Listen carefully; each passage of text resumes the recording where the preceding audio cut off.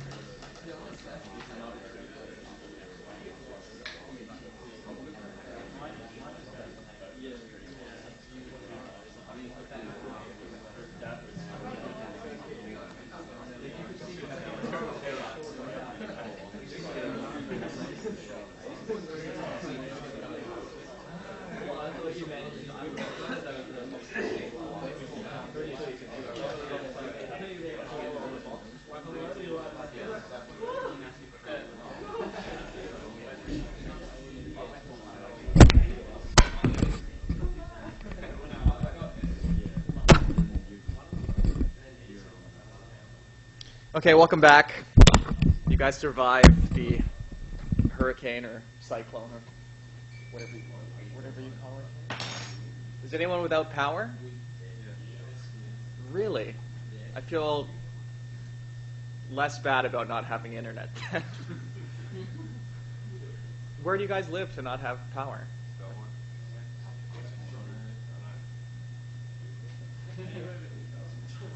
Yeah, I live here and I have power. On Brooks. So this doesn't happen very often? This type of weather? Once every 2 weeks.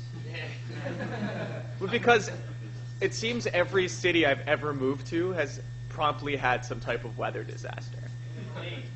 Huh?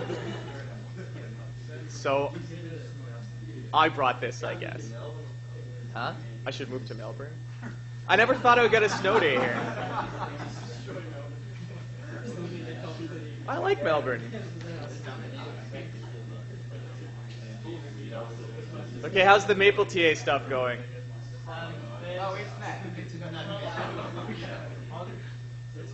No internet. Okay, sorry, what was that? On the limits Maple TA, there's 3 questions where it goes on the graphical arch. Yeah. So all the problems that are broken. Okay, so here's the deal. In order for me to delete the broken problems, I have to kick everyone out of their session. which means everyone would be graded and would have to restart. So instead of doing that, just ignore those broken questions. I need 2 separate questions, and I just erased all of that. I warned everyone at the beginning. But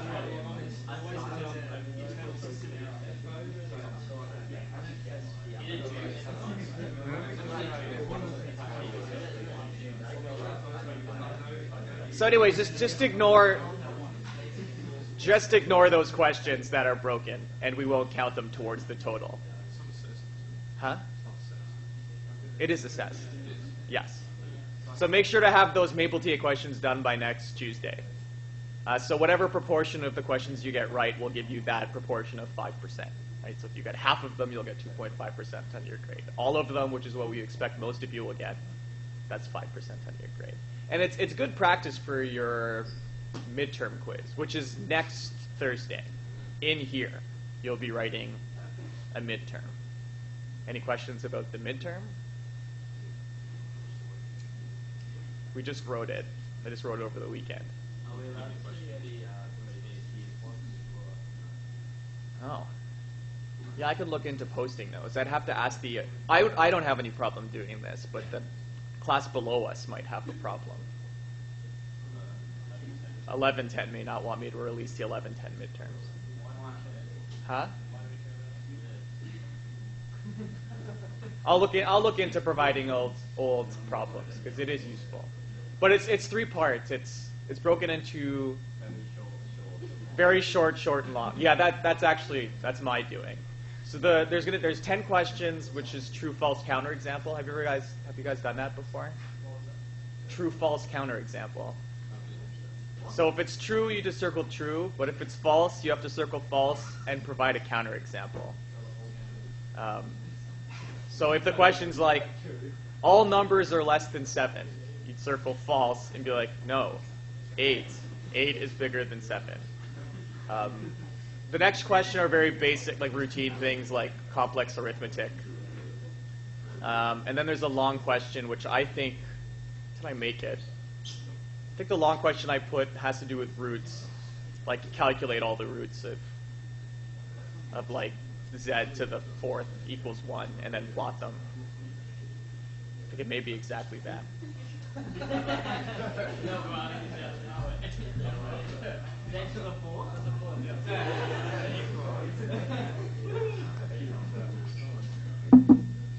I have assignments marked. For those of you who are in my tutorial, can come by my office and grab them. A general comment about the assignments is that they're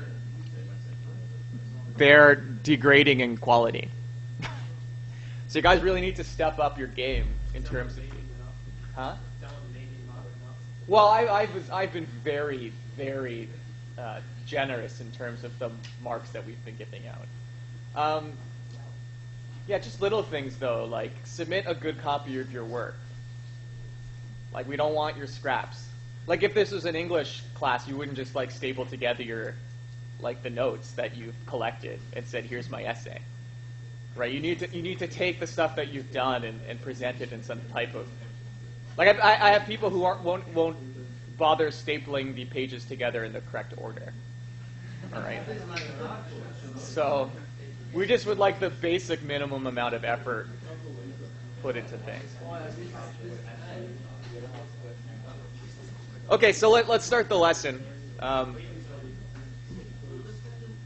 In order to not give you the impression that what we're going to do is very hard, I just want to go over, I wrote out like maybe 7 pages of rough notes before we start the slides. Because the slides are very like, they're padded and it gives the impression that this stuff is very complicated and it's not.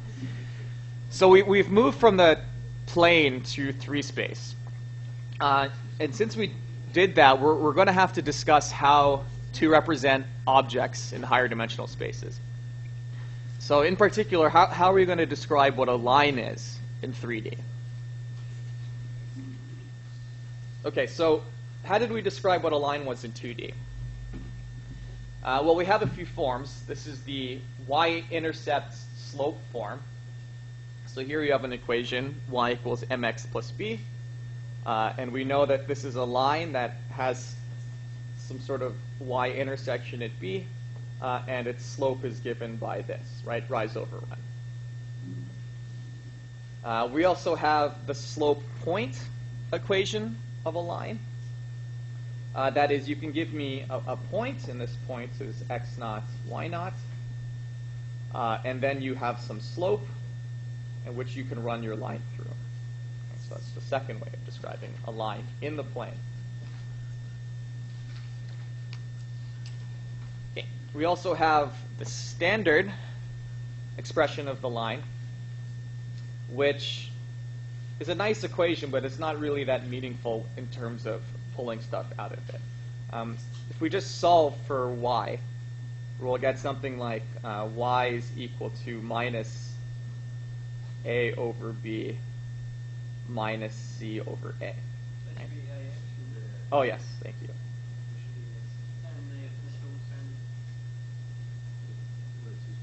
Oh, you're taking my mistakes. Oh, well, this is in a slide. Anyways, okay, ay plus bx, ax plus by plus c is 0. And if we reorganize, we get y is equal to minus a over bx minus c over a. Would b, Jesus. Right, so this describes a line with y-intercept minus c over a and slope minus b over a, right? So rise minus b, run a. Okay, so finally, which is the most useful form, is this parameterized version. Have you guys ever seen this parameterized version of a line? So how this works is you give me a point, and then you give me a vector, right? Which is really the slope. And you say the line is defined by this point plus some multiple of this vector, right? So that's what this says. All the points on this line, x, y, are going to be equal to the points plus some scalar multiple of this vector. So this could be t equals 1, t equals 2, t equals 3, minus 1, minus 2, minus 3. So this is another way of describing a line, right? Here's a point, go in this direction for such and such a long time. So you can see this one will be easy to extend to the third dimension. Why is it x not x1? I guess I can make this x now. Why not? You prefer.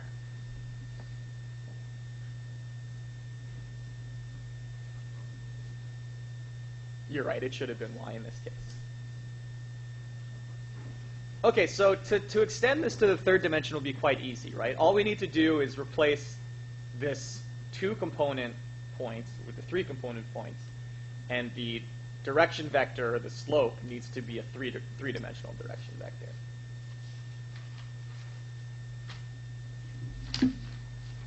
Right, so in 3D we're going to have something like this. Right, here's 3 space. Here's some point, x naught, y naught, z naught, in some direction, this m, and this is going to define a line, right, in 3 space, right, with this equation.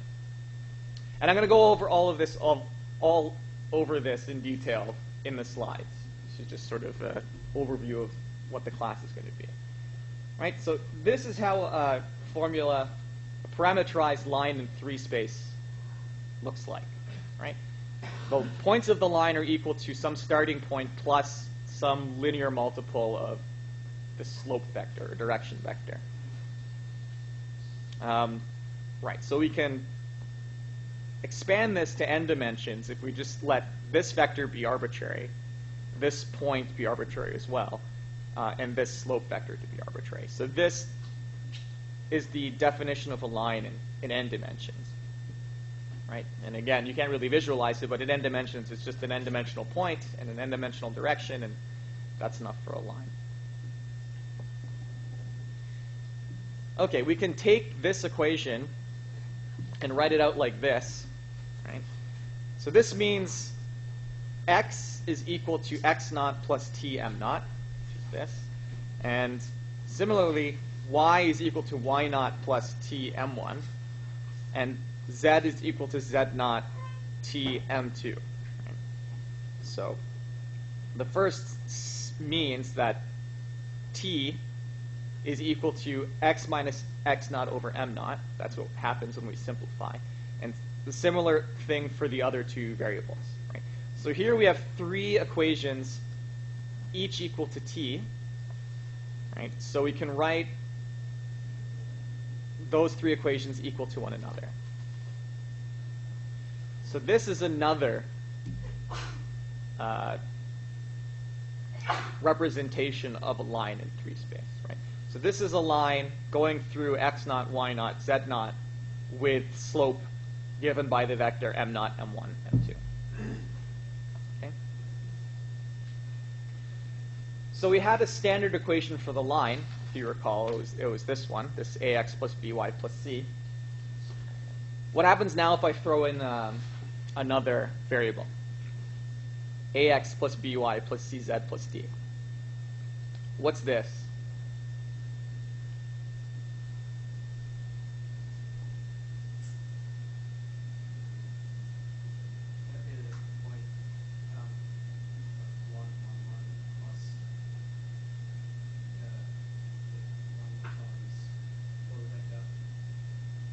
Like, I'm just looking for what type of shape it is.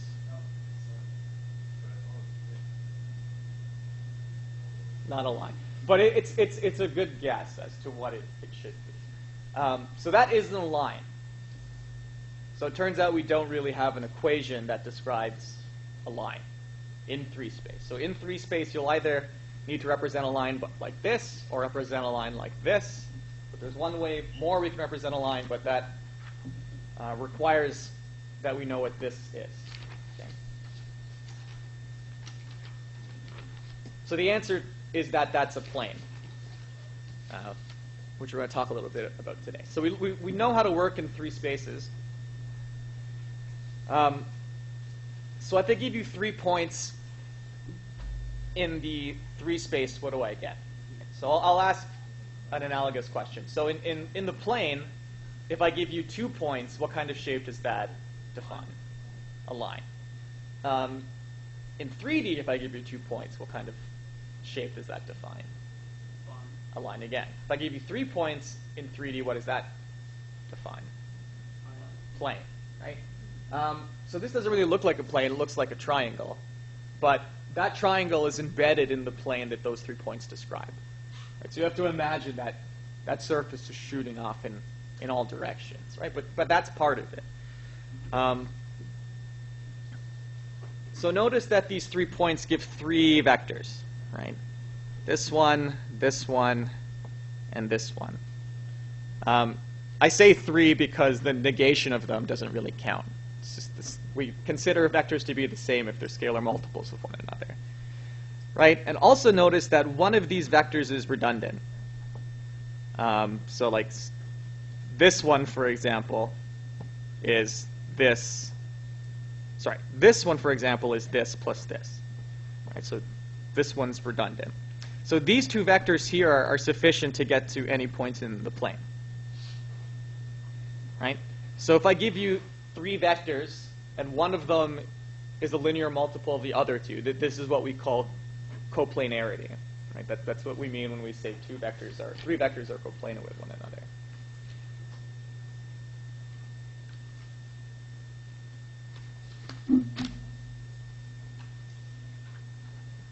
Okay, so if 3 points define a plane, and 3 points also define 2 vectors, then it stands to reason that 2 vectors describes a plane. Right? So here's a point. Here are 2 vectors, right? And I'm saying these 2 vectors allow you to get to any of these points, including it here. All right, so in particular, a plane, some flat thing in 3 space, which is spanned or defined by 2 vectors like this, right? Because you can get to points in here, and some initial point, right? So as a line is defined by a point in a direction, a plane is defined by a point in 2 directions.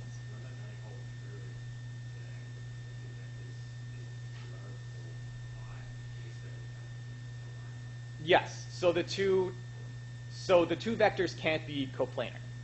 right? You need two.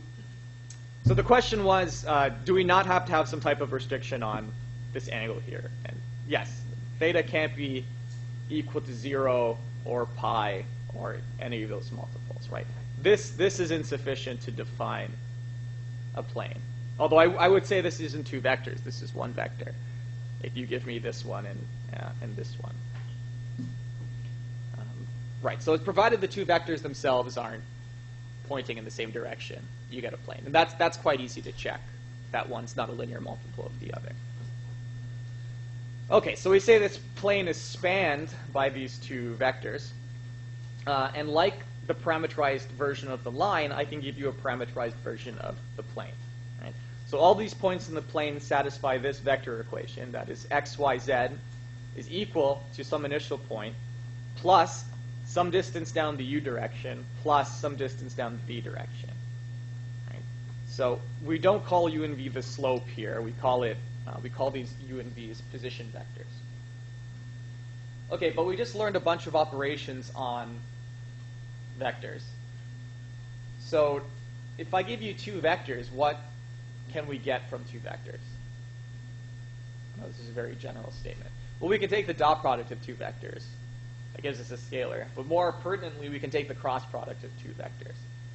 So if I take the cross product of these two vectors, I'm going to get another vector that's perpendicular to both of them. Since this perpendicular vector is going to be unique in some sense, that we're going to accept any linear multiple, instead of defining a plane with a point in two vectors, I could instead define the plane with a point and normal. Because a normal is like giving you information from two vectors. Okay, so we have this point normal version of the plane. So if uv is a vector perpendicular to both, if u cross v is a vector perpendicular to both u and v, which has to be true, and that such a vector is unique, which is also true, a plane can be defined by a normal and a point. Right, so here's a point, right? If in our old way we'd be given a point and those direction vectors, but instead I'm giving this point and this normal, which means I'm defining a plane by this. Right? So a plane is given by a point and some normal, which answers the original question. This equation here, the one that I asked what it was before, that I said was not a line, right? This describes a plane through the point x naught, y naught, z naught with normal ABC, which is pretty cool. Right? This is the equation for that plane. If we expand out, oh, I didn't do that. But if we expand everything out, we would get some constant d from these parts of the equation. So why does this make sense? Well, if you want to describe the points of a plane, and you know it's normal, that means any vector in the plane is also perpendicular to the normal. Right? Every vector in the plane will be perpendicular to that normal. So in particular, you're given a point which you know is on the plane. You're given x naught, y naught, z naught. And this equation is asserting that if you draw a vector from any arbitrary point in the plane to the point that you know, then that vector cross products the normal. Sorry, dot product the normal should be equal to 0. Right? So this is a vector describes if this vector is in the plane, then x, y, z will satisfy this equation equal to 0, which is this. So that's why that makes sense. This equation basically says, is the point that you're choosing, does that describe a vector to the initial point so that that vector is perpendicular to the normal? So that's a neat way of giving that. Okay, so that's what you're going to learn today. So now I'm going to give you the hour-and-a-half version of that with lots of examples. But I didn't want to give you the sense that that stuff was overly complicated. So is there any questions before I proceed? No? Okay. Okay, so here's a long version. So let's see if you retained anything. So what defines the line? Or? And yeah, point and direction. All lines don't have to go through the origin. Okay, so if we let r naught be a position, so that's a vector, and v a direction or slope, be vectors of Rn, and t a scalar, then this is the vector equation of the line, which we also call the parametric form. So this t here is called a parameter. And you can have as many parameters as one less than the dimension you're working in.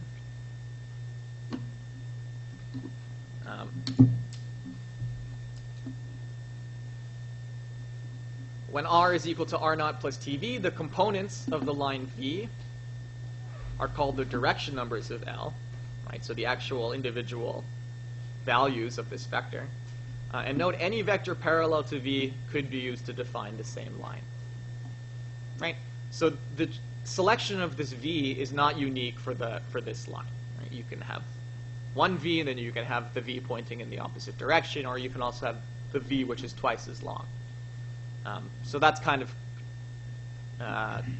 complicates things, that lines don't have unique representation. Although if we impose some sort of equivalence back here, it will. Okay, so let's describe a line by two vectors, right? Or really a point in a direction. So here's the vector function. Here's a point, x naught, y naught. Here's a direction v. And what I'm saying is that this line is going to be all the points which you can get to from this point and going in this direction. Right? So there's one of them, right? Because I could move this v up here if I wanted to. Right? So we got all the points that this blue vector can point to. Right? So it's just another way of describing the line.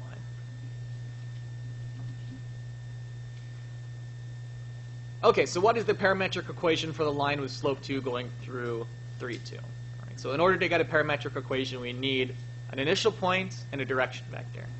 So the initial point is easy. That's 3, 2. So what can we get as a vector to describe slope 2? Okay, so what's slope? Gradient, or rise over run, right? So if the slope is 2, what's the rise? What's the run? 1. So we need the vector 1, 2.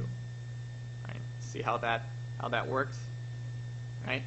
So there's the point 3, 2. There's the slope, and that's going to give us that line. This type of way of looking at curves is very important in vector calculus, which is what you guys will be doing later. Right, especially for you physicists, this selection of t is not accidental. A lot of curves are parameterized in time like this. You'll know how something is displaced, and you want to know its displacement at time t. You usually have some type of parametric equation. Okay, so we want to extend this idea to R3. But it's just the same jazz, right? You pick a starting point, you give me one direction I can move in, that defines the line. Oh, what am I doing? Yeah, this defines a line in R3, not a plane. I was thinking plane. So you give me a point, you give me a direction, and I can get to all. That line is all the points which this r vector can get to. So it's all the points you can get to from starting here and moving in this v direction. Right? And again, this extends to all dimensions, which is nice to have a representation of the line which is similar in arbitrary dimensions. To give a little bit more detail, for parameterizing with this t, at t equals 0, this disappears, so you just have the initial point. If you move one direction vector this way, that happens at t equals 1. And you also have it at t equals -1, t equals -2, t equals -3, and each of these define a point, right? So t is real, so really you're getting a point for each of these values down here. But that's sort of what's happening, right? For each t, you're just moving this point along that line.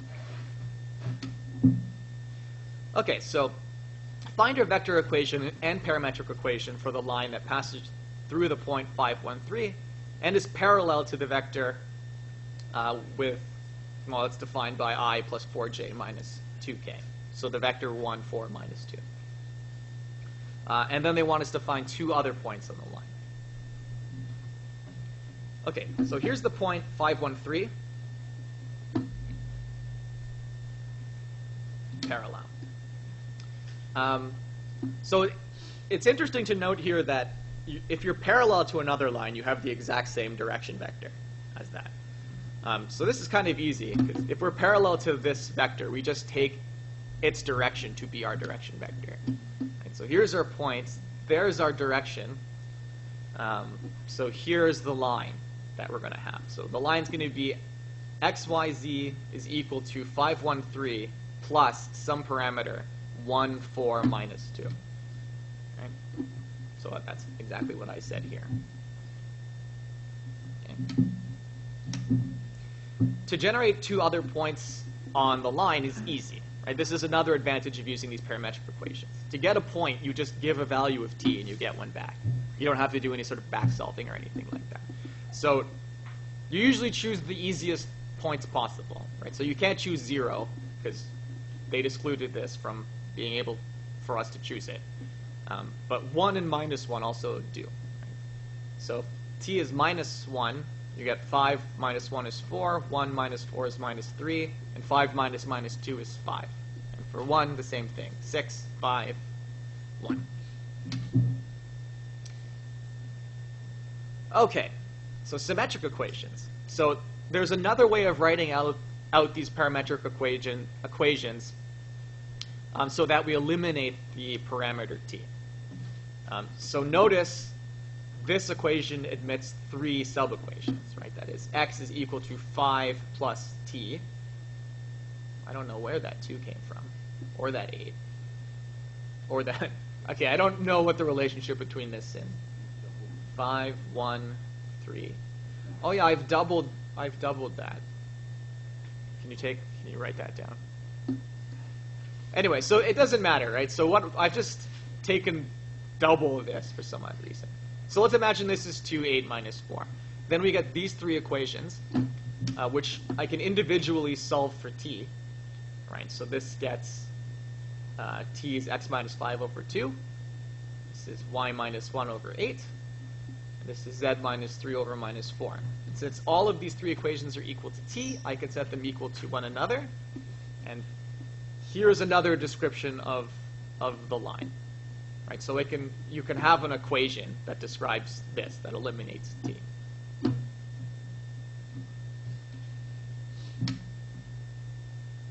Okay, so in general, when you're working in 3 space, and you have a line that's given as a symmetric equation like this, it's going to be the line through x naught, y naught, z naught. Right? If you put x naught, y naught, z naught in here, you get zeros all across, with slope a, B, C.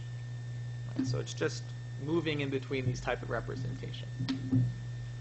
In general, in n dimensions, when x is n variables, a vector valued variable, and p is a point which is fixed, and a is a vector such that none of the components are 0, then x naught minus p naught over a naught through xn minus 1 minus pn minus 1 over an minus 1 defines a line through p with direction a. Right? So this just says you can extend this notion to n dimensions. Okay. Find the parametric and symmetric equations of the line through 2, 4, minus 3 and 3, minus 1, 1. Where does this line intersect the xy plane? Okay, so first things first. we are not explicitly given a direction vector, right? But we are given 2 points, right? So we can get a direction vector out of those 2 points by taking the difference in one of the directions. So I chose to find the vector from this point to this point, right? So the direction vector given by those 2 points is given by this, which we end up equating to 1 minus 5, 4. And then we should pick one of the points as our initial point. So let's choose the first. Okay, so here's the parametric equation given by the line in 3 space. That was easy. How now can we get the intersect with the xy axis? What is true about z at the xy in the xy plane? That z is 0. So what value of t then do we need to get a 0 here? Well, that would be minus 5 plus 0. It should be minus 5.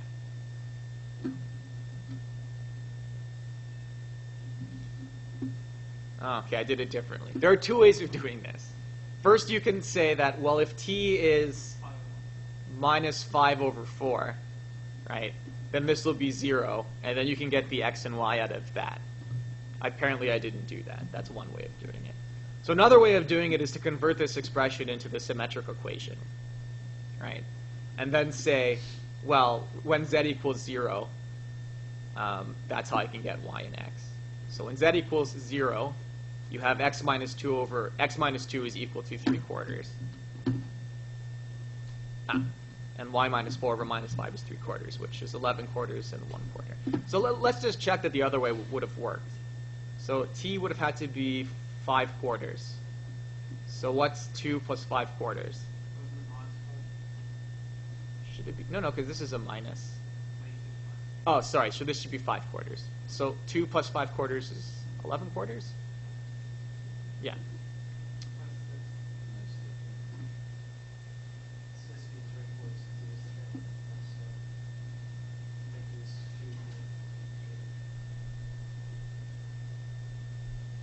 Well, it should work. Maybe something I've screwed up in there.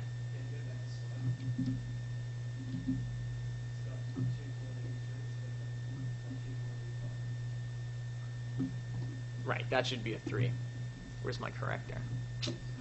Okay, so with a 3 that will work. But we'll skip it. I don't want to try and fix that on the go. Okay, so here's a picture of what we just did. So here were our 2 points. 1 minus 5, 4, and 2, 4 minus 5. We constructed a direction vector between them. And we also calculated where this line intersects the xy axis. That is when z equals 0. 11/4, 1/4. What's interesting about these parametrized curves is that if we restrict the domain from which the parameter can exist in, we can describe segments instead of lines, right? So if I restrict t to be in between 0 and 1, then I'm going to get this line segment, right? Not the whole line. Right? So you can define sort of finite curves in space using these parameters.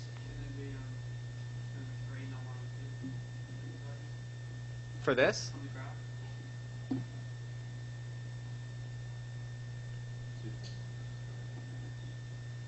Yeah, I'll look into that. Besides, it's either all minus 3 should be 5s or 5 should be minus 3s.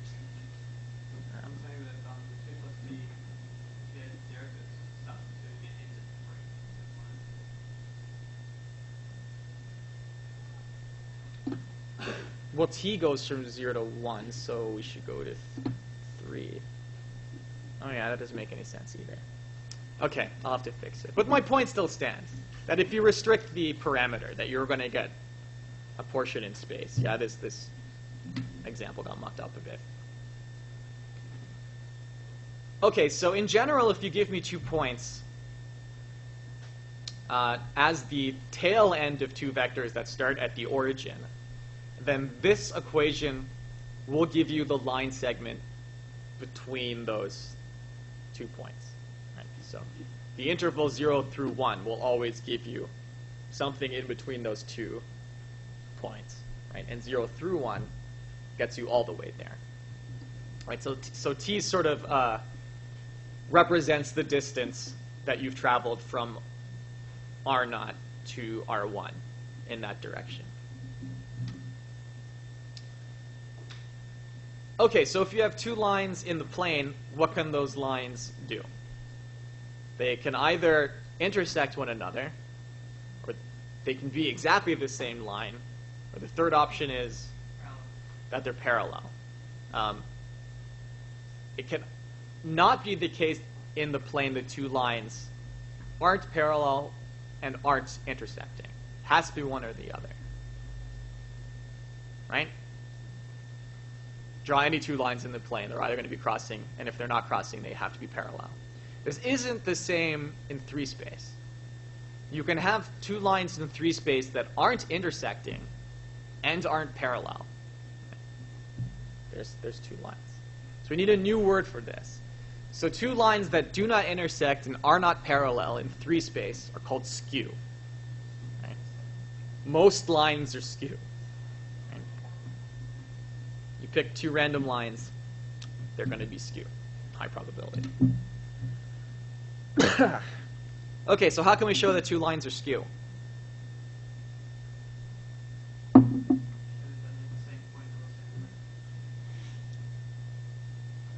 Yeah, we have to show that they don't intersect and that their direction vectors are not the same. Yeah. Okay, so the direction vectors from these 2 lines are 1, 3, minus 1, and 2, 1, minus 4. That should be a minus 4. Okay, so these clearly aren't linear multiples of one another. Right? In order to get from 1 to 2, we have to double this, and 3 doesn't double to 1. Right? So they don't have the same direction vector because they are not linear multiples of one another. Okay, so now it suffices to show that there is no intersection point. Okay, so we're going to do a little proof. We have to prove that there's no intersection on those 2 lines. Okay, towards a contradiction, this is an expression to indicate that I'm going to make a statement that is false. You normally don't want to do that in proofs, right? So I'm saying I'm going to deliberately make a false statement. Right? So suppose that the lines do have a point of intersection, right? Given by this, right? So in order to find the intersection of these 2 lines, I need only set the x values equal, y values equal, and z values equal. And when I do that, you get a system of 3 equations. Okay, so how should we go about solving this?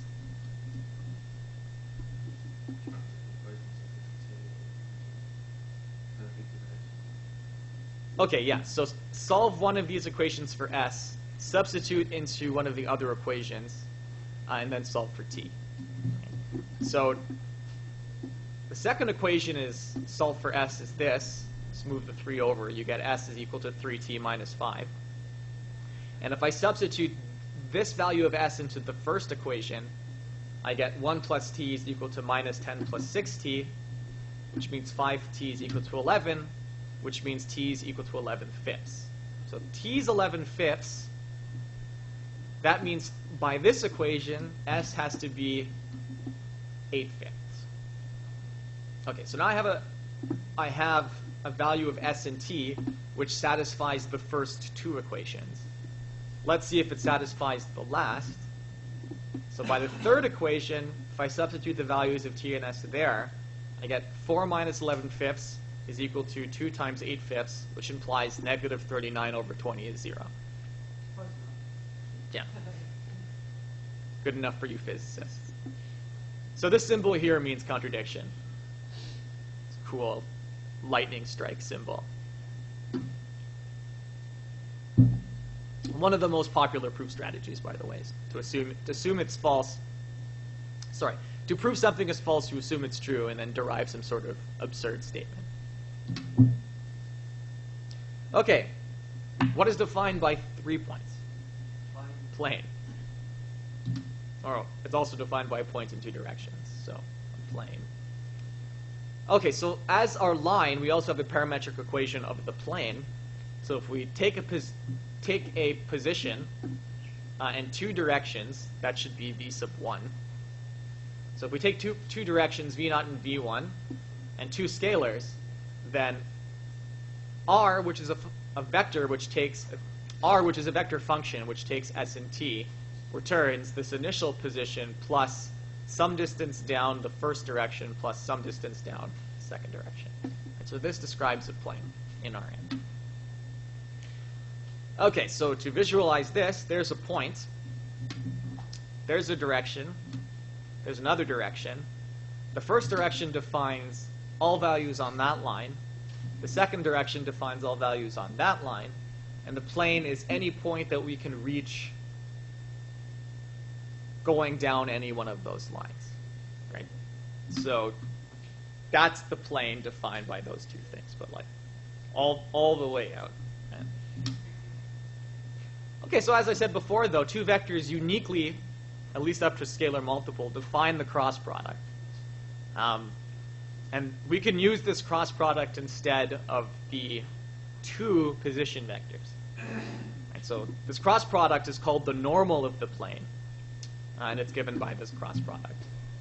And as I said before, any vector that's embedded in the plane is going to be perpendicular or orthogonal to that normal vector as well. That's just the property of the cross product. Okay, so that's that same picture you saw before. I just rotated like the perspective a bit. Right, so here's the same plane that was described by this R0 and 2 position vectors, instead described by a point and the normal coming out of it. That normal is going to be the same normal coming out of anywhere. Right, which makes sense. I give you some sort of pencil, and you know that it has to be perpendicular to some, or normal to some plane. If you move the pen, you're moving the piece of paper with it. Right? So you can define a plane anywhere by moving this pen in space. Okay, so if we let n be a vector and r0 be a fixed position, the plane through that fixed position with normal n is given by n dot r minus r0. Sorry, this r is going to be something like x, y, z. It's going to be embedding your variables. And this r0 is just going to shift it. Equivalently, we can just use the distribution rules and write n dot r is equal to n dot r0. It's not really that important.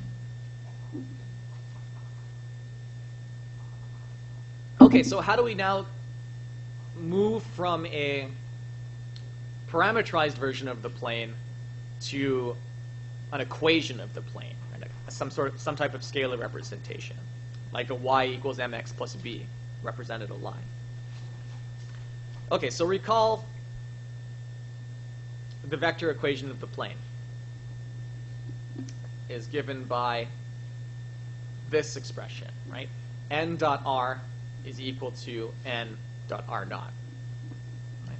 So if I expand on the left,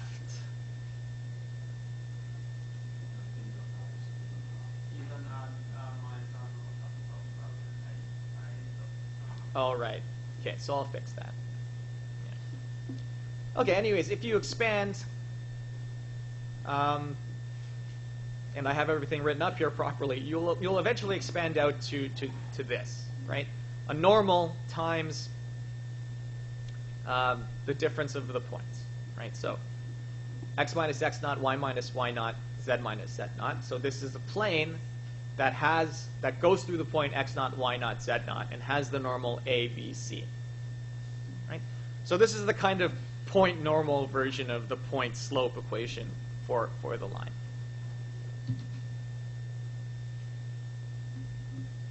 Okay, so to get the scalar equation of the plane through a point with normal vector ABC is just given by this equation. If you expand everything out and move all the constants to this D, then any plane also has a description as an equation like this. This one sort of, I like this better, because you can immediately pull out like an intersection point. This one, unless D is 0, you have some work to do. But notice in either form, the coefficients of x, y, and z always give you the normal. So the normal of this is still a, b, c. You just don't know. Well, this in fact is giving you the. No, I don't know. This should be giving you some intercept. I'm not sure what intercept it's giving. But if you think about the y equals mx plus b representation of a line, right? It's not intuitive how to get a point out of that. Right? You usually choose some arbitrary x and solve. Whereas if you had a point slope equation of the line, you can just extract it. Okay? So same for here. So if we ever see something like this, you know it's a plane. So it's interesting to note that we have not seen any powers. Like we haven't seen any squares or cubes on any of these variables. So this is what linear things are called. So we're studying linear algebra. So we're studying shapes that can be described by formulas which do not have higher powers. Okay, so here's the plane. What is the plane's normal? 2 minus 3, 7. Give a point that this plane passes through. 1, 2, 1, 2, 0, right? Just this one. Although any point which satisfies this equation would do. Okay, so find an equation of the plane through the point 2, 4, minus 1 with normal 2, 3, 4.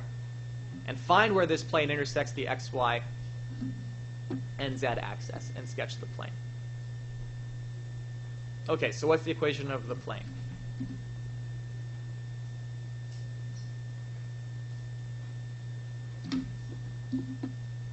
Right?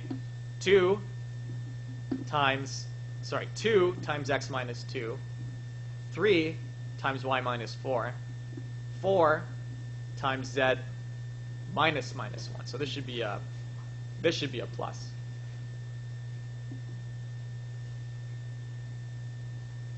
So which one did I screw up? Okay, so let's just go with this.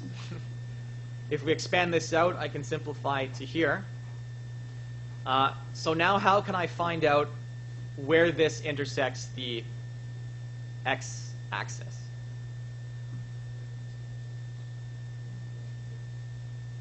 Yeah, when y and z are 0. So when y and z is 0, that means x is 6. Right, so this plane goes through 0, 0, 6. It also goes through, so if this is 0 and this is 0, we have 3y is equal to 12, so y is 4. So we also go through 0, 4, 0. And similarly for z, we go through 0, 0, 3. Oh, I had a slide for that. Okay, so we set everything to 0 and so on, and we get 6, 4, and 3. So we have the plane passes through these 3 points, which we can sketch. Here's 0, 0, 3, here's 6, 0, 0, here's 0, 4, 0. And I know this looks like a triangle, but it's actually, you have to imagine it going out in all directions.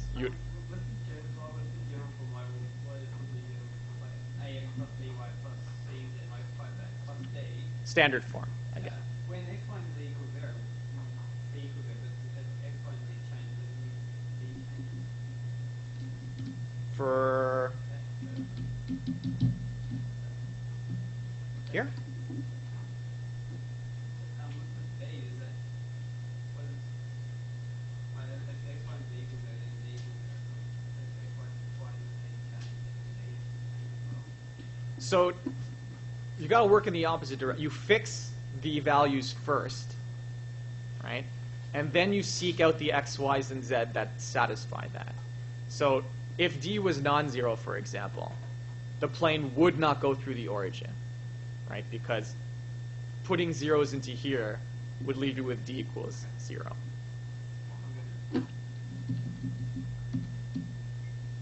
Okay. So I draw it like this triangle because otherwise I would just fill the whole screen with blue, right? That would not be very informative. Okay, so find the equation of the plane that passes through the points 1, 3, 2, 3, minus 1, 6, and 5, 2, 0. So we want the equation for the plane which this triangle is embedded into. So what should we do? Two vectors and select one of them as a point. And I guess we should find the normal, right, to get an equation. Okay, so we choose any of the two vectors. We just choose two vectors and shift them to the origin. So I chose to shift everything. Okay, so I'm choosing this as the head of both of my vectors. So I'm subtracting this from this and this from this. Right? So 3 minus 1, 6, minus 1, 3, 2 is 2, minus 4, 4.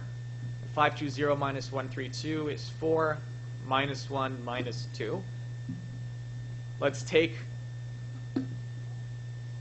the cross product of those two things, which reminds me, another question, a short question that I wrote is find, I give you like A, B, C and ask you to find A cross B dot C. That's definitely one of the questions on your midterm. So know how to take a cross product and a dot product for sure. Okay, so let's find the normal to this, which we compute by the system we learned last week. So I throw I, J, K on the top. I throw one of the vectors in the next row, the other vector in the next row. So it's plus minus plus. This determinant is determined by crossing out this column in this row. So get minus 4, minus 2, minus 1, 4. Same for these. To calculate this determinant, it's this, the product of this minus this, so it's 8 minus minus 4, which is 12. This is minus 4, minus 16, minus 20, plus 20, minus 2, minus minus 16, which is 14. Okay, so this is the normal to that plane. So we choose any of the 3 points that we started with. Is there a question? Someone have a question? No? Okay. So you choose any of the 3 points, and then we just write out the equation of the plane using this normal and this point. Right, so did I write it? Yes. 12, x minus 1, 20 times y minus 3, 14 times z minus 2. Right? So this is the equation of that plane. So that should be 14. Which one should be 14? This should be 14, yes. Which means that I'm not certain about the correctness of this next one.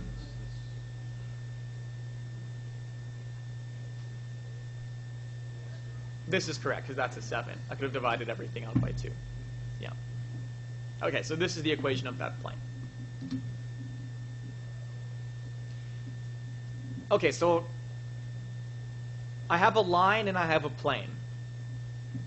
How can those two objects interact with one another in 3 dimensions?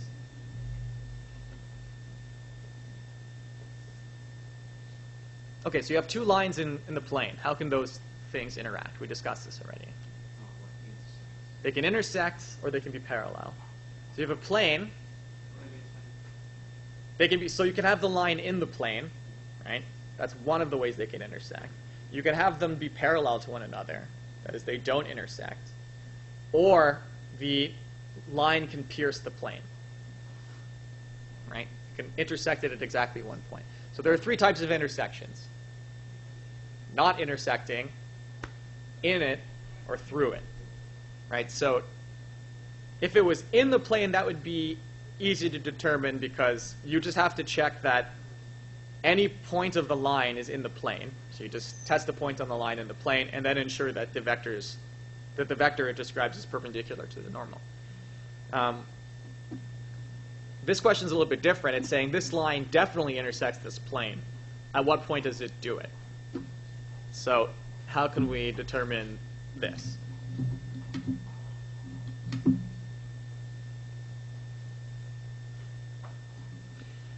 Okay, so as we normally do when we're trying to solve 2 equations is that we just solve one of the equations for one of the variables and substitute into the other. So I have the line is given by these 3 components. So I'm going to plug in 2 plus 3t for x into this equation, and the same for y and z. Right? So that's what you get here. And if you work this out and solve for t, you get t equals minus 2. So that means the intersection happens when t is equal to minus 2.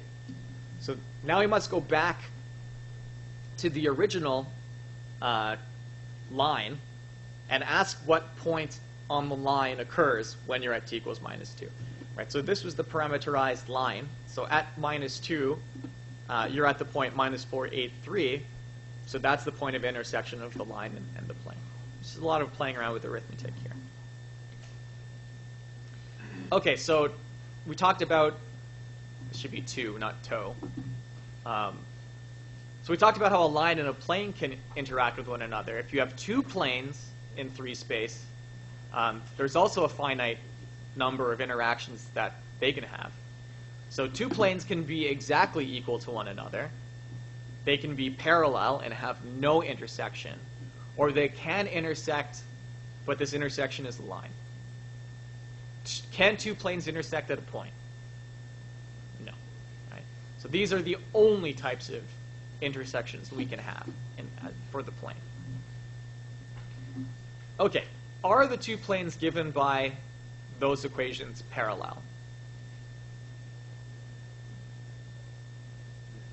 Why?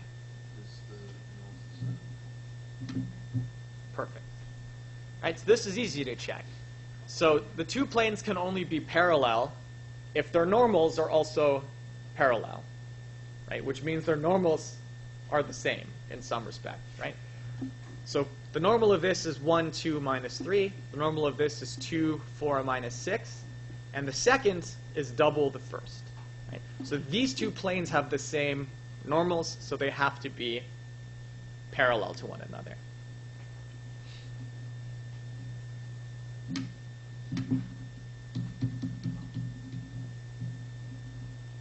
What just happened?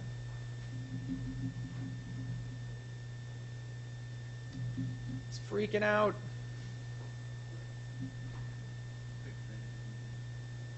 Oh, it's because it doesn't like this picture.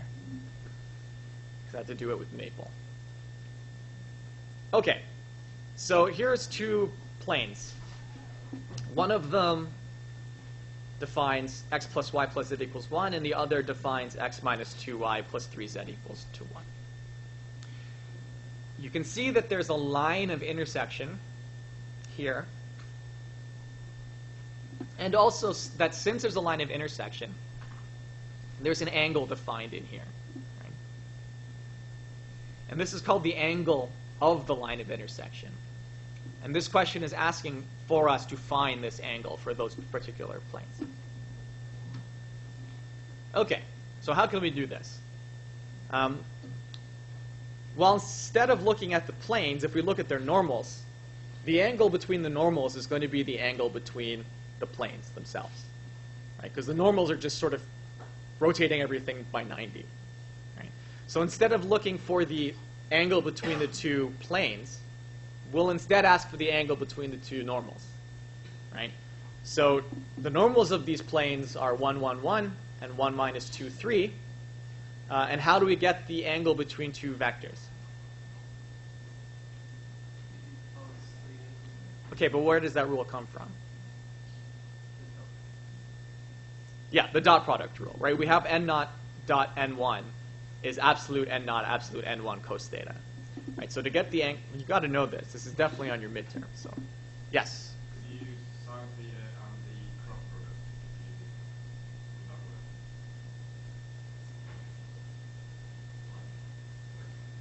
How the cross product of the normal would be... We're going to get 0 for the cross product. So no.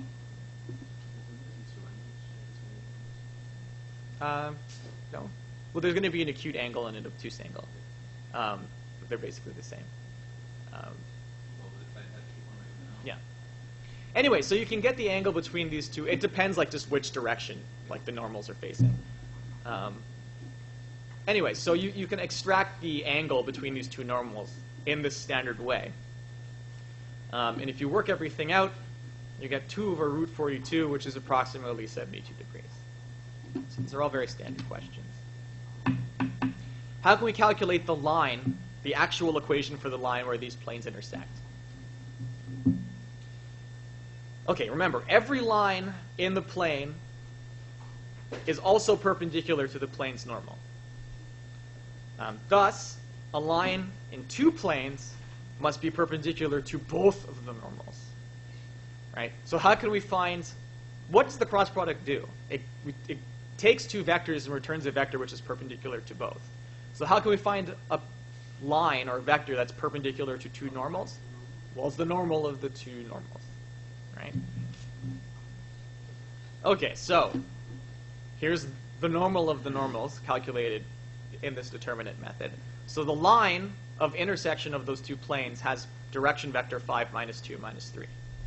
Right, so now all we need is any point in that line, and we're good to go. Okay, so we need any point of intersection on these two planes. So you can't solve two equations for three unknowns, but you can solve two equations for two unknowns. So I'm just going to say, okay, let's set z equals to 0. So I don't care where the point is, so I'm allowed to set any of its components. So when z equals to 0 in these two equations, we're left with x plus y minus 1 and x minus 2y minus 1.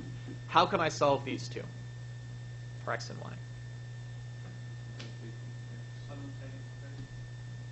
Well, consider this. What happens if I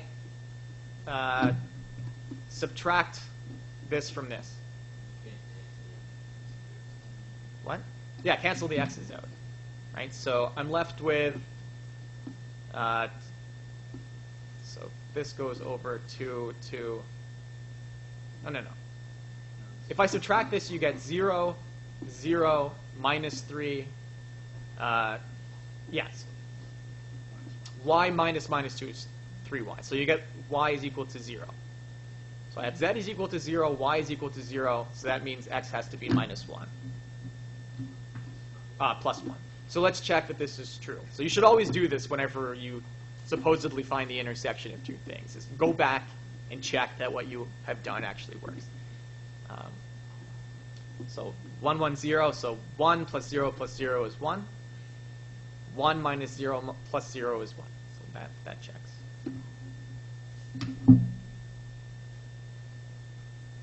Okay, so now we're done. The line of intersection is given by the position vector times some parameter plus the starting point. And we can convert to a symmetrical equation quite easily. Yeah, so speaking of your midterm, how much do you guys know of like midterm strategy? Or like testing strategy?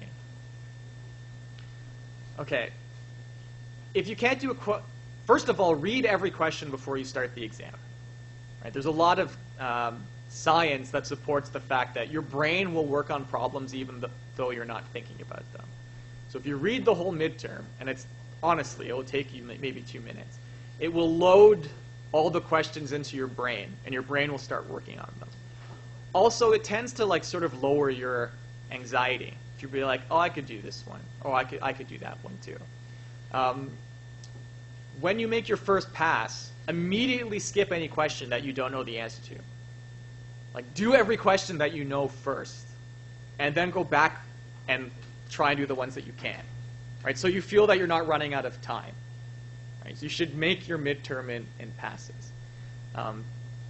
There's a Latin phrase called, I don't know how to pronounce it properly, but it's festina lente. That's the Latin for it. And loosely translated, this means hurry slowly. Right? So I like this sentiment. On your midterm, hurry slowly. Right?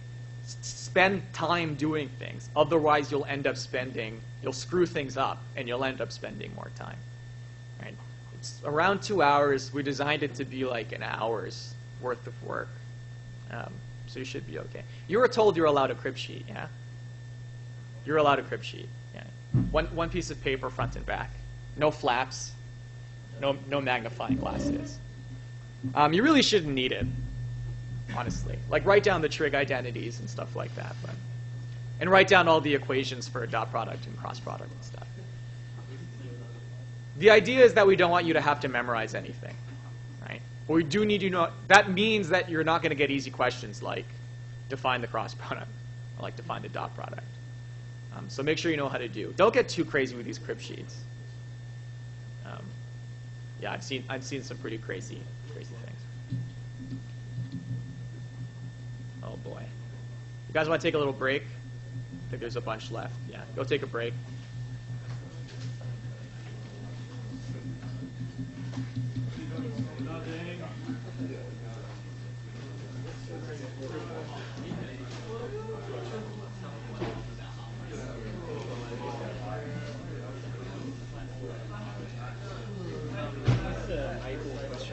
Yeah. I just haven't ever been able to log onto it.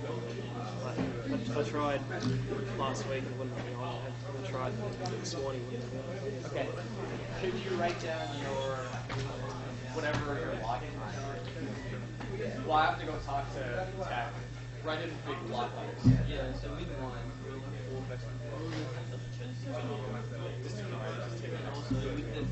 Oh yeah, but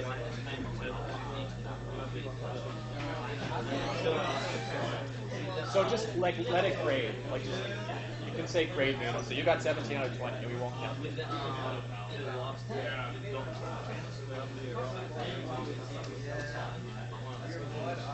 Could you take a screenshot of it and send it to me?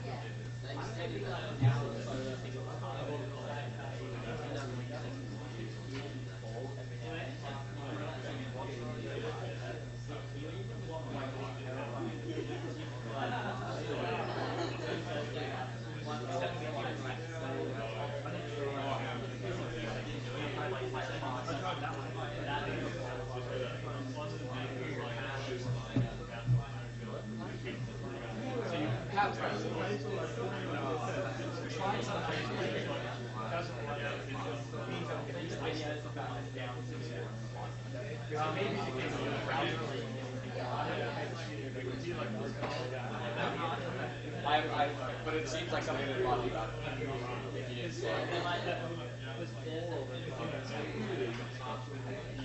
Okay, so try first determine the design process, and then talk to the guy. Well, I'm here all day.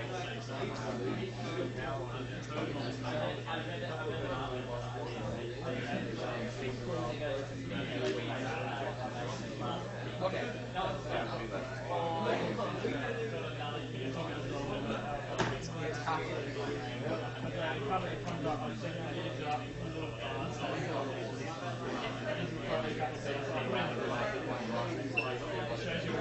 Hey, email that. Okay, if you could send me a comprehensive list of the growth stats, I'll just remove it. And really, I just need to know the number. Well, send me one of those are broken and tell me like linear algebra 1, there are 2 perfect questions, so I can like run off.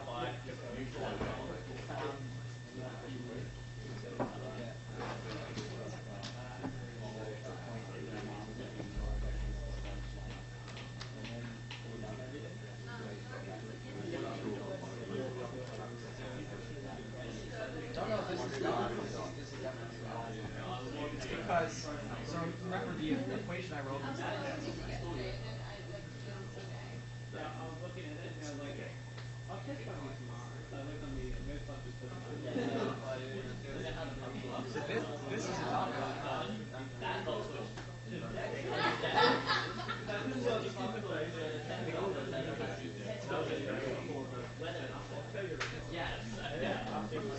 And again, right, so we're saying all points of vector and another vector are perpendicular when they're dot products.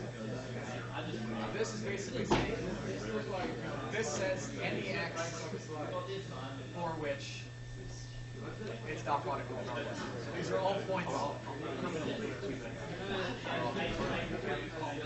I'm on the same boat as the other guy. Write your name and number it. Block letters like under understand.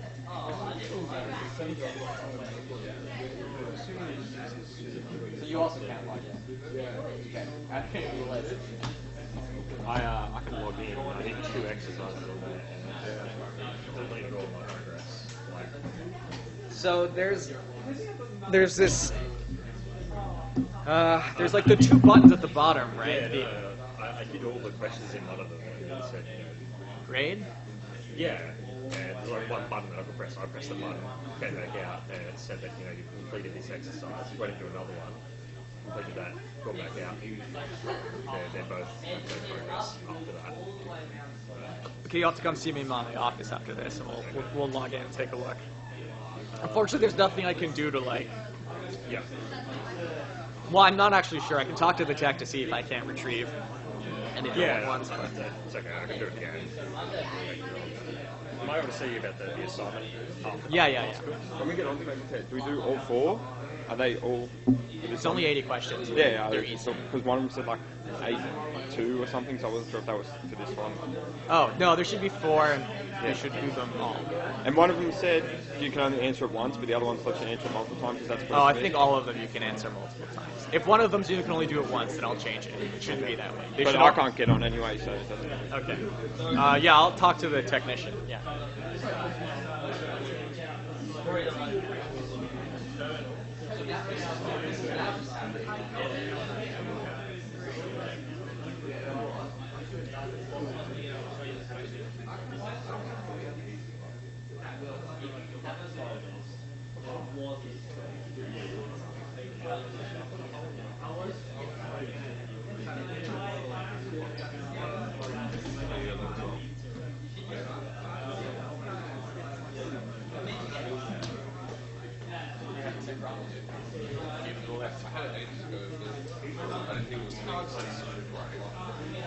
Talk to the tech. Apparently, this is very broken software. No, this may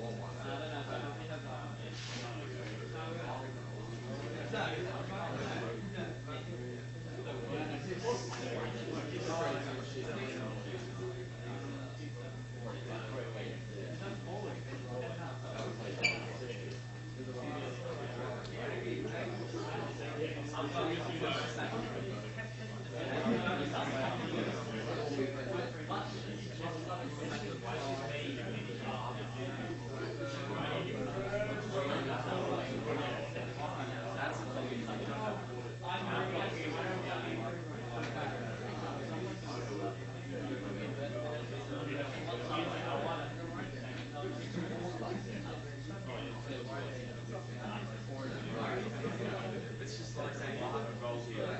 2 in the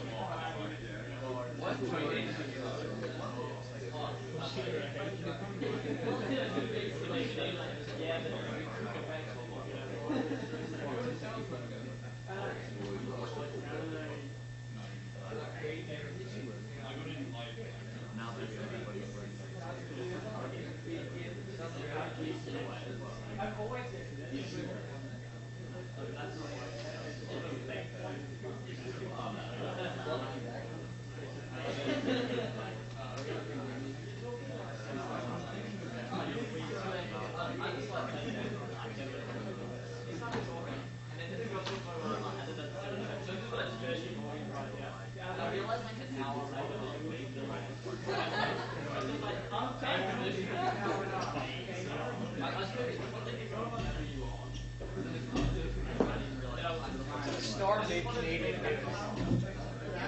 Yeah. My sister's like, where do you live again? I'm like, Newcastle. They're like, yeah, you're on the news. You guys are getting destroyed right now. I'm like, yeah.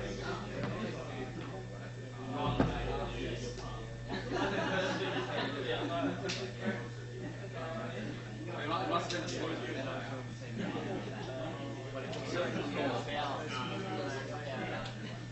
Paul, what are we doing with completing that internal survey?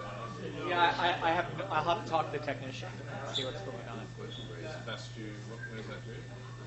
We'll figure something out.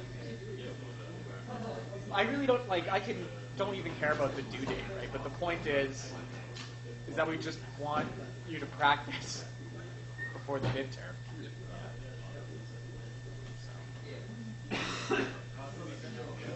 Like, have you done any of the questions yet? Like, most of them are fairly routine. On Maple? Yeah. Because I got that survey right. Like, most of them. Like, it's nothing that you really need to think about. I've been doing this for sure. Oh, you know there's a new assignment, too, right? Yeah, it's due on Yeah, it's due next week. There's a new one, yeah. When did that go up? next week. It's due next week and went up on the weekend. Oh, we have power or internet. Huh? We have power or internet. do it. This one's easier than the other ones. Like, deliberately.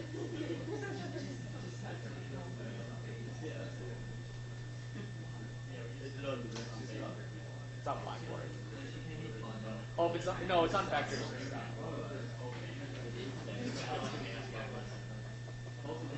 Yeah, it's like distressing to know how useless everything I own is about the internet.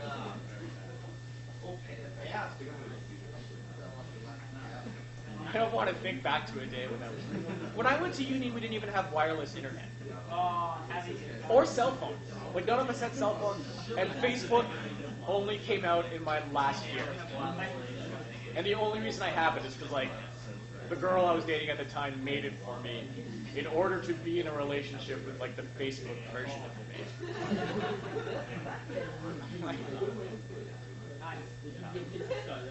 Like, what is this thing you signed up? Oh, it's going to ruin my life slowly. That was back in the day before anyone could get in. Like, you needed a university email address. I remember all of us were so outraged when, like, high school kids were allowed in. Like, this is going to mark the destruction of this vital tool. What will that stand for? But I remember using the wireless internet for the first time. Like, I was in the student center. Like, they just installed Wi-Fi. Like, oh my god, I'm on the internet. Look, there's like stuff plugged into it. I said to no one. I also remember the first time I surfed the internet. Because I was old enough to remember. And the first MP3 I ever downloaded. You guys guess, you got perfect in the course. You'll never guess. There's like... The first song I ever downloaded was Hot Potato. That old classic. No, it was Jump Around by House of Pain. First MP3. Played it on Winamp. You guys know what that is? It really kicks the llama's ass. Huh? Oh, I remember using Napster and thinking that, I'm like, this shit's amazing. Then I went the way of the record industry. a big deal? Did you guys ever use Napster? Did you guys get your torrent on down here? But now that you have Netflix, like that's all done. The internet here is terrible. Terrible. I regret wholeheartedly going to Dodo. Yeah, that's what everyone says. They're like, oh no, why did you do that? And I felt really pressured by the Filipino guy who filmed it to me. I'm like, we're kids. We're kids. No, it was like really stressful when I called them to like sign up for the internet. The guy was like really pushing like for me to buy. Like, I'm calling in order to sign up. Like your sale is done. I'm like, I'm going to send you like a tablet and an Xbox. I'm like, I just want internet. It's like only $5 a month. You could like spam filter email for you. Okay. I'm locked in for 2 years and can't get out. And the internet never works. And if you guys want to come fix my internet, it sucks. What internet company should I have gone with? Because they own all the exchanges. So how can I get out of my 2-year contract with Dodo? Just sign that line. Yeah. So apparently you can write your own. So I read the entire like contract they sent me. You can get out of it. You send. You just find the arrangement. No, this is something ridiculous though that I own. If you write them a letter saying my internet's broken, come fix it, and if they don't respond in 14 business days to that letter, you can cancel it, like with no penalty. It's like written in the contract that I have. Do it every day until they get bothered to respond. No, I sent the letter, so, and I have a postmark, so I know that it got sent to them. So if I cancel, I could be like, well, I'm not paying this. I sent you a letter. You received it. Huh? Why don't you just cancel? Too lazy to sign up for something else and go through all of this. Because every day where I come to a point where I'm like, that's it, this is over, it like starts working again. Wait, don't cancel before you sign up for anything else. Otherwise, because just change over, it's just changing the service. You cancel, then you have to go through the process. Whatever, I'll stick with the internet that flies. Which is a ridiculous motto for a company. I'm with them. I regret it.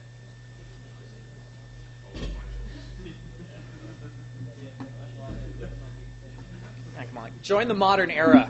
Get some better internet. And why are video games so expensive here? Australia tax. Well, I have a Canadian credit card, so I buy all my stuff off Steam or like on the digital stores for like way cheaper. Oh yeah? It's like 50%. So yeah, but I brought my Wii from back home. I can't buy any games here because of the region locking. Okay, let's do this. We just got a little bit more to go, and then I can get you guys out of here.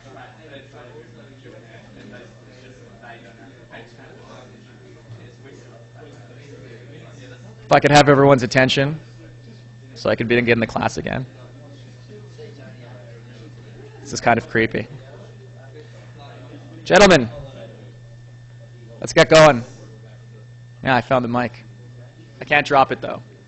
Okay, so an alternate definition of the line. So it stands to reason that we can define a line in 3 space by the intersection of 2 planes, right?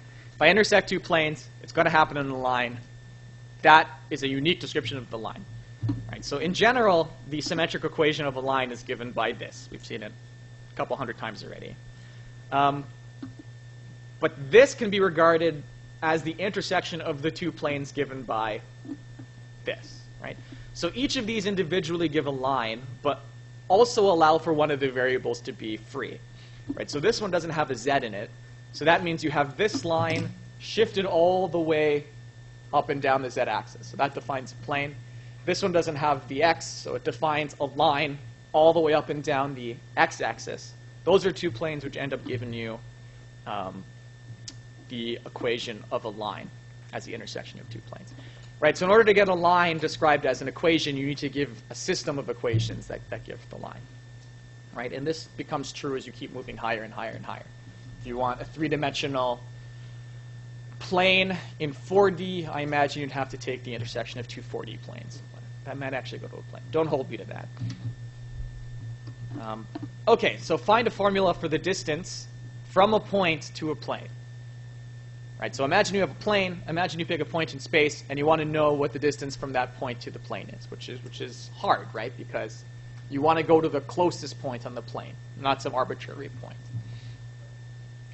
Okay, so this is how we're going to do this. You pick a point on the plane, any point, and then define the vector from the plane to that point as b. Right? The shortest distance to the plane is given by the projection of the vector b into the normal n. Okay, so I'll have a picture which will make this more clear. So here's the plane. Here is the point that we want to calculate the distance to. And here's an arbitrary point on the plane p naught. So I'm saying, okay, pick a point on the plane p naught, draw a vector to the point you want to calculate the distance to. Now, project this vector into the normal. Right? So you have to imagine I move this blue vector so that its tail is here. Right? If we project this vector into the normal, you get this distance. Or well, if we take the component of the projection, it gives you this distance. Can you see that? Right, take this vector, project it into this line, and you're going to get this distance, right, which is exactly the distance from the point to the plane. Okay, so we need to only calculate the component, the length of the projection, of this vector b onto n. And we can do so through the definition. So the absolute value. So we need to take the absolute value because the component may be negative, right? But the magnitude will still be fine. So the component of b onto n is n dot b over absolute n. If we expand the top, we get the dot product of these two vectors like this. And if we regroup all the ones, all the variables with subscript 1 and all the variables with subscript naught, we can get this simplification. So I'm just rewriting it again. But notice this part in here, right? ax naught plus by naught plus cz naught satisfies this equation. Right? We know that x naught, y naught, z naught is on the plane. We chose it. Right? So we must have ax naught plus by naught plus cz naught plus d equals 0. Right? That's the property of points on the plane. Okay, so thereby, I can just move this d to the other side. We get ax naught plus by naught plus cz naught is minus d. So this here is really minus d. So it turns to plus d. And notice then that we've eliminated all the variables of subscript 0 from the equation. Right? That is, our distance equation is independent of the arbitrary point that you selected from the plane to take the projection into, which is good, right? Because it shouldn't matter. So we are left with this distance equation, right? So,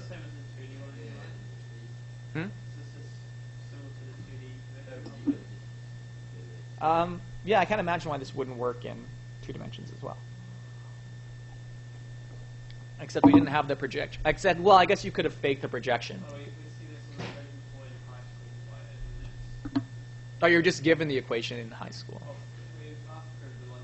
Okay. So I guess you could do projections in the plane using trig, which was the difference. You could draw triangles and stuff. Gets a little bit more complicated doing these projections in higher spaces.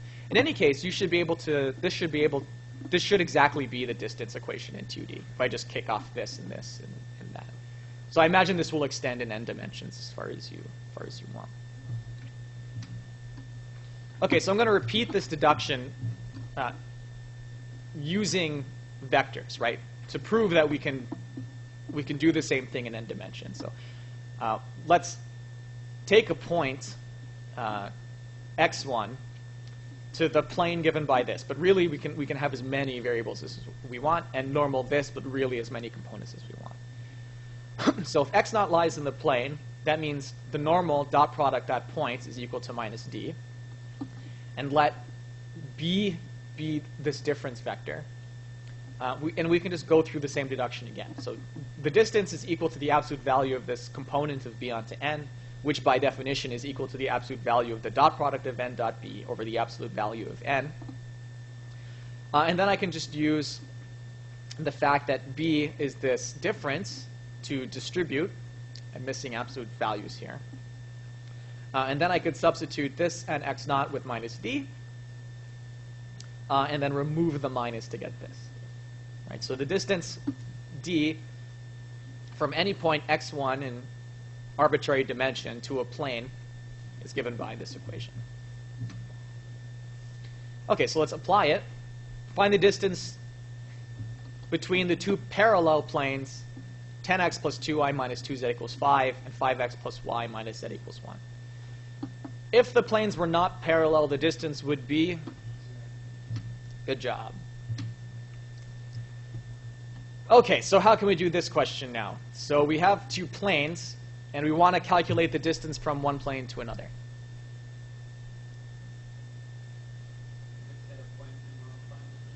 Right. Okay, so if we have two planes which are parallel, it doesn't matter which point we pick from one of the planes to calculate the distance to another. All the points are equidistant to the other plane. So of the one plane, we'll just choose a point in it, and then ask what's the distance from that point to the other plane. We just have an equation, like we just developed an equation to do that, right? So we need only calculate the distance from any point on the first plane to the second plane, and we just devised a formula to do this. Okay, so let us pick an arbitrary point on this plane. So the easiest one to do, I guess, is to set y and z equals to 0. That means x gets 5/10. That is, x is a half. So what is the distance of a half 0, 0 to the plane 5x plus 1y minus 1z equals 1? Well, we have to use our distance equation. So we put the normal here, 5, 1, minus 1. And then the point that we're calculating the distance to, 1/2, 0, 0. And then we have to put in d. And d in this case is minus 1. Oh, that shouldn't be a z. That should be a 1.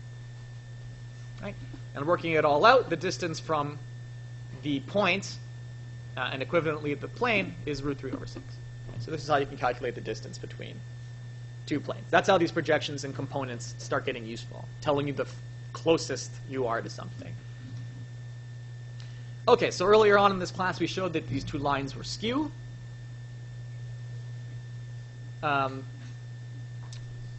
What then is the distance between them?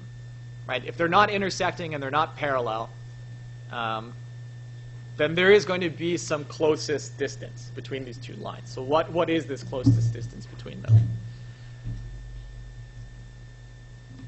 Okay, any ideas how we can do this one using our distance equation? So we want to calculate the distance between two lines. The equation, so we know how to calculate the distance from a point to a plane. So how can we use that to calculate the distance between two lines?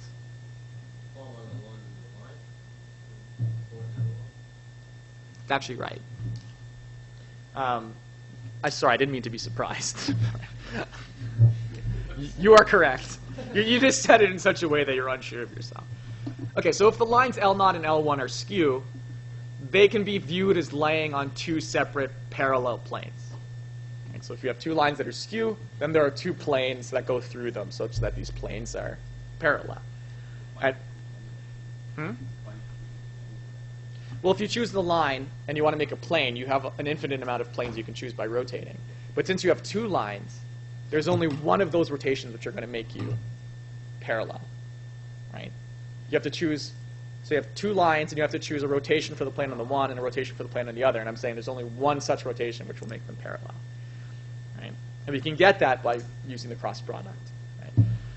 Okay, so we view the lines as lying in two separate parallel planes, and then the distance between the lines is the same as the distance between the planes. And we just calculated the distance between planes by using the distance from a point to a plane.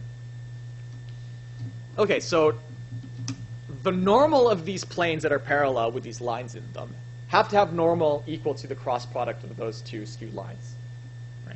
So the cross product of those two skewed lines is 13 minus 6 minus 5. And now we're free to choose any point on the one plane to go into the plane defined with this normal. So the plane defined by L1 is given by the normal we just calculated, so 13, 6 minus 5 shifted, which leaves us with this equation. And so by our own equation, the distance from the point 1 minus 2, 4 to the plane 13x minus 6y minus 5z plus 3 is this. Right? I'm just putting in the value of the normal, I'm throwing in the d, and throwing in the point that we want to calculate the distance to. So that works out to 8 over root 230. Okay, so next week, here, you'll have your midterm exam. So you're allowed a crib sheet, front and back. Please bring your student card. No programmable calculators, I guess. Nothing with storage. I don't even really think you'll need a calculator if you want. So the week after next, we're going to do matrices and linear system solving. If you missed your tutorial next week, you can go to any other tutorial you like. And if you want your assignment 2 back and you're in my tutorial, you can come get it in my office. Where is your office? V29. My name's on the door. Yeah. No, V29. I'm in the basement.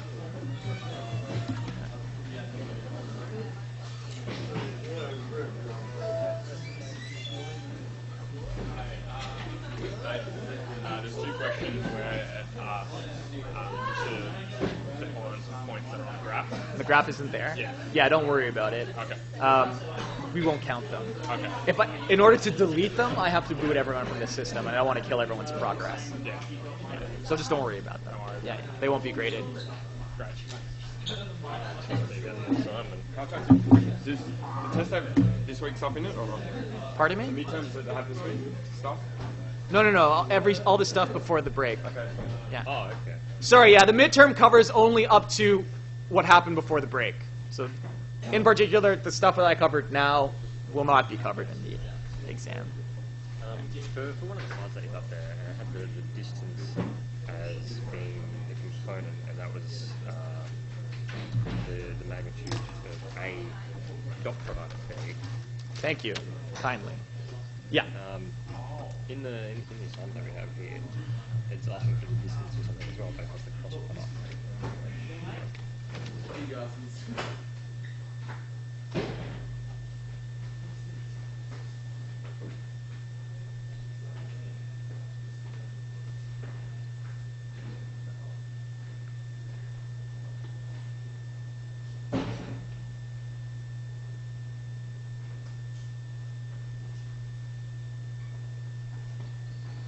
Yeah, it should work too.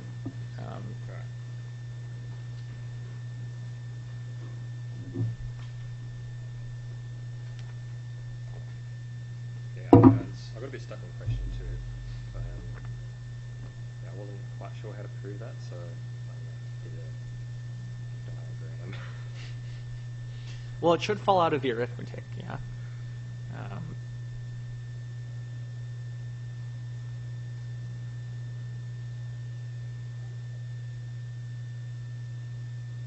You'll be able to check to see if I'm on the right track with what I have here. What are you doing?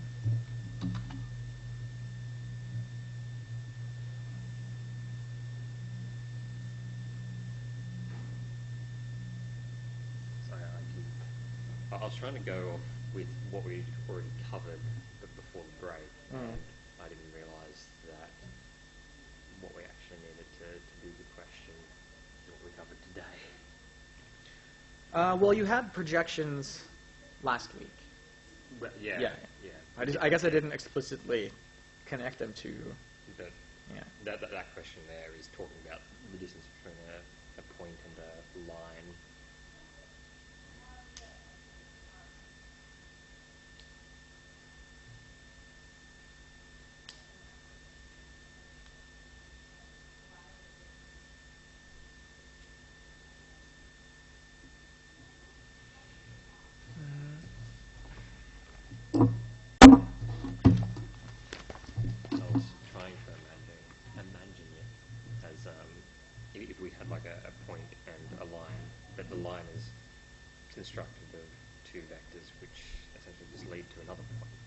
3 points, so the line and the point can be considered to be on the same plane, some plane. So this is Q and this is R. This is point P. Yeah, we want the distance of, we want this distance, which is the, component of P onto Q R.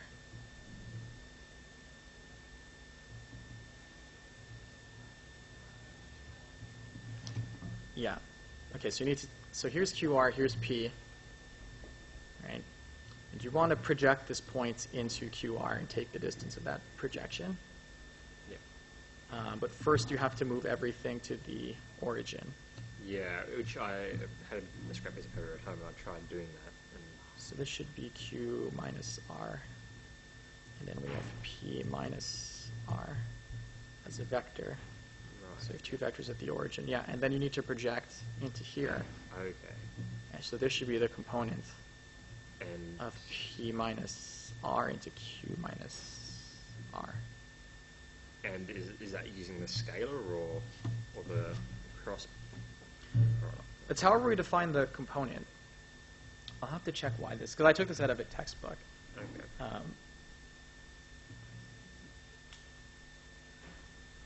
A is, so they say A is QR. Well then, this is A. B is QP. Okay, so this is QP.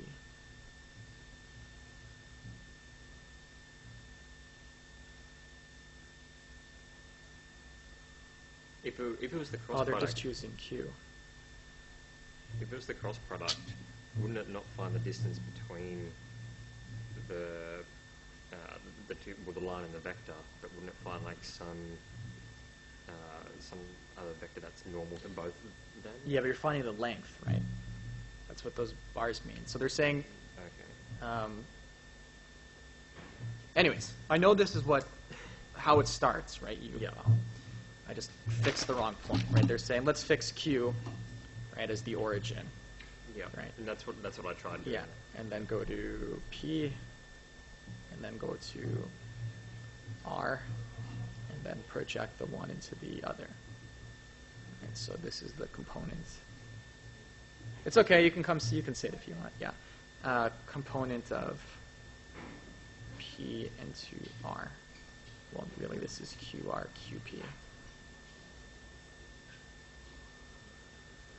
And this is A. And this is B. So A cross B is going to be this.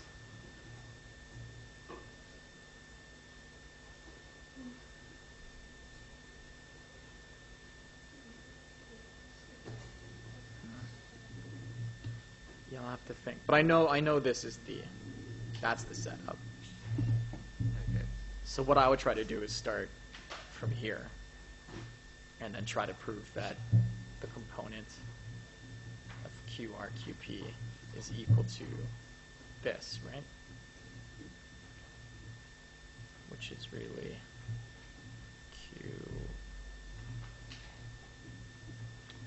QR cross QP over QR.